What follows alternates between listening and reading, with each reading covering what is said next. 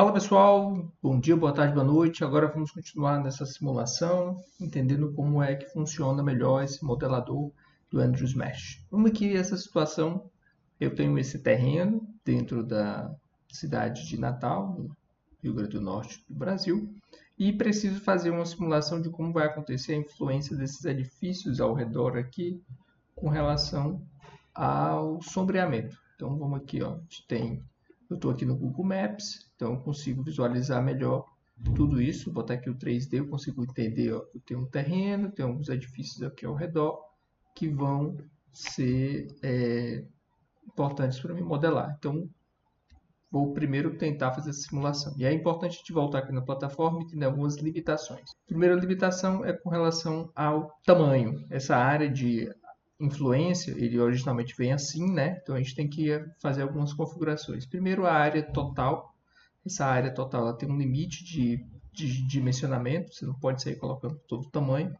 Ele limita qualquer edifício desse a no máximo 25 metros. E aí você tem que fazer esses ajustes. O primeiro ajuste é a unidade de medida. Ela, por padrão, ela está em milímetros. A gente pode ver aqui embaixo. Você tem aqui, clica, vai lá em unidades e troca ela de milímetros para metros. Então ela já vai estar trabalhando com metros. Você pode configurar aqui para que ele tenha esse grid de a cada 1 metro, que eu acho importante. E aqui já vai ver a questão do limite. Ó. Ele só vai até no máximo 1 metro e não tem outra forma de ajustar. Ele tem a posição aqui que ele vai vir, os tamanhos dos blocos, padrão, como é que ele vai estar trabalhando, e cores, caso eu queira adicionar alguma cor, alguma coisa desse tipo. Mas não é o momento agora. Depois que eu ajustei isso, a primeira coisa é entender a localização. Já ajustei a dimensão, vou aqui no canto superior direito, como software do Andrews Mesh, eu tenho um painel de orientação solar e eu tenho um painel de localização. No caso da localização, eu sempre recomendo, você vai clicar aqui em mapa, ele vai cair no mapa geral, global, né? Você arrasta esse cursor, basta segurar o mouse e arrastá-lo para sua cidade de referência. Caso aqui não é exatamente no local, porque é só um posicionamento da latitude, clica e deixa. Então ele já muda o formato da carta solar, percebam, já fica a carta solar para a cidade de Natal. E com isso já ajustou dimensionamento, carta solar, podemos orientar norte depois, mas aqui a hora é Brasília, ajustem isso por questão da hora de início e pôr do sol e nascer do sol, é importante. Aí agora vamos comparar a nossa área de estudo aqui. Nossa área de estudo, boto no 2D, nós queremos trabalhar esse terreno, claro, lembre-se, é um ponto de uma análise, então a gente vai ter que tentar centralizar aqui no terreno. Então aqui, pessoal, pela visualização, a gente já tem uma noção da orientação e olhando para o software do Andrews Mesh, a gente pode vir aqui fazer a construção disso, né?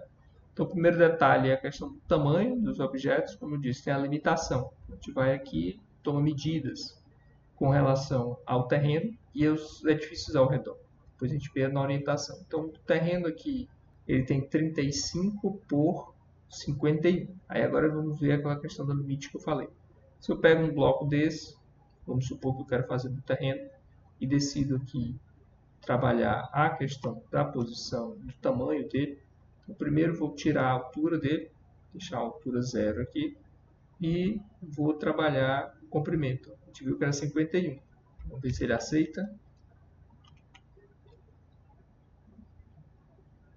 Voltou 51 para o outro lado. E quando a gente vai clicar aqui, ele não bota 58, ele botou 33, é o máximo aqui, ó, pessoal. Então esse é um ponto importante, que ele não vai trabalhar dimensões exatas, por uma questão de próprio dimensionamento do software em si, né? Uma vez que é uma simulação mais simples. Então aqui o ideal é a gente trabalhar por proporção. Então se o seu terreno é 51 por 33, vamos jogar isso aqui ou mudar a escala, como eu tinha feito por milímetros, você fazer uma simulação em menor escala que vai funcionar da mesma forma, ou você fazer um proporcional aqui. Ah, não vou trabalhar 50, vou trabalhar tudo pela metade. Vou jogar aqui um 25 e vou jogar aqui um tamanho 15 de largura. Então, está ok aqui. Então, já consigo fazer o que? Trabalhar o terreno, como é que ele vai ser. Esse aqui é o nosso terreno em proporção, como é que ele é.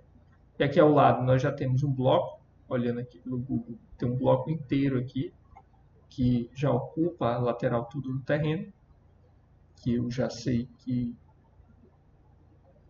tem essa dimensão coincidente aqui. Já até facilita ter um snap aqui que coincide. Fez o snap, fechou aqui. Você pode pegar esse outro bloco, trazer aqui para trás. A gente já tem esse bloco lateral. A preocupação é a altura, que é essa sim você tem que tomar cuidado. A altura aqui é de 9. Como é que eu sei que é 9? Fui aqui no Google Maps, botei o 3D e contei aqui uns pavimentos. 1, 2, 3, aproximadamente 4 andares. 1, 2, 3, 4. Então, vou botar aqui 12, só para ter uma noção de posição. E o outro aqui do lado, pelo 3D, a gente vai ver, ele é um pouquinho mais alto, eles são pilotis, então ele vai ter também 12, vou jogar ele aqui de 12, mesmo comprimento, só a altura aqui que eu vou trabalhar, a gente clica aqui na unidade, 12 metros. Pronto. Ele fez esses blocos, vamos posicionar aqui, ó, a gente pega não a peça, mas o próprio observador, põe ele aqui e vamos posicionar o último bloco aqui atrás. Esse é um bloco que vai ter influência muito forte, que é esse aqui, esse grandão aqui. Esse, eu fiz uma medida, contei quantos dá, vai dar em torno de 43 metros, quanto o número de pavimentos. Então, vou fazer aquele de 12 andares, fazendo a simulação, a gente já viu que não vai passar de 50. Então, ele está na diagonal aqui, ó. Na diagonal do nosso terreno. Bem no cantinho ele faz para lá. Tem 34, é a mesma largura, isso aí não vai influenciar tanto, mas ele tem 20 aqui de comprimento. Então você pode vir aqui, constrói um bloco de 20, no caso aqui vai ser 10, né? Já o comprimento ele coincide com o do outro prédio aqui atrás. E aqui eu já posso fazer uma pequena modificação, que é, eu quero copiar esse bloco. Venho aqui, ó, duplicar, bloco selecionado, sempre nesse centro, eu movo ele aqui, vou fazer esse bloco lateral. Esse bloco lateral, a gente vai ver que é uma casa menor, né? Um edifício bem menor, mais estreito. Então, como é que a gente faz? Põe aqui, coloca ele 20 metros, só que ele está no meio do lote aqui, ó, tanto para cá quanto para cá. Eu venho, redimensiono ele para 10 metros. Deixa eu clicar nessa linha azul. Você vai ver que ele bota 10 metros. E mais baixo também, né? Olha, somente com, porque ele é só um pavimento. São 2 pavimentos mais simples aqui.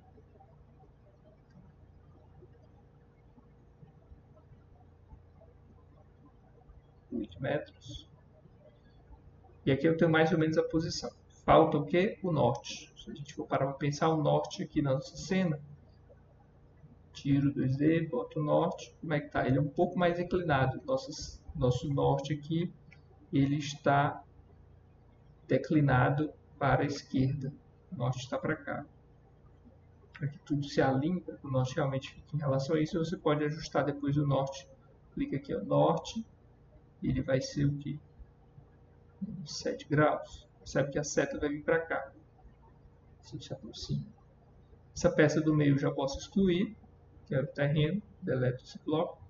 E aí eu já tenho mais ou menos a posição de como está o nosso edifício. Por que eu declinei o norte para negativo?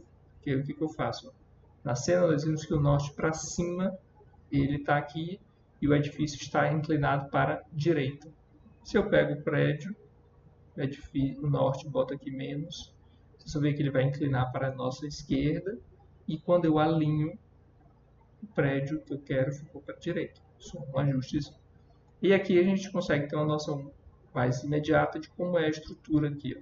Eu tenho minha carta solar, minha posição, basta eu clicar no centro e eu consigo ver, ó, se eu me aproximo mais para cá, ou mais para cá, ou ficando no meio do terreno, como é que vai acontecer essa distribuição da insolação. Posso colocar cores, e aí ele vai me mostrar, olha, quem é que está influenciando quem, ó, esse prédio de trás, que tem 40 metros.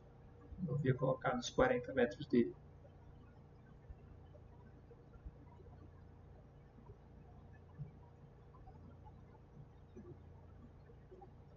Vou colocar aqui, ele é bem mais alto, ele vai influenciar lá no cantinho entre esses dois e a posição ao longo do ano. E aí eu posso fazer, ó, estudos com relação à volumetria, de como isso está sendo trabalhado, principalmente ao longo do ano, né?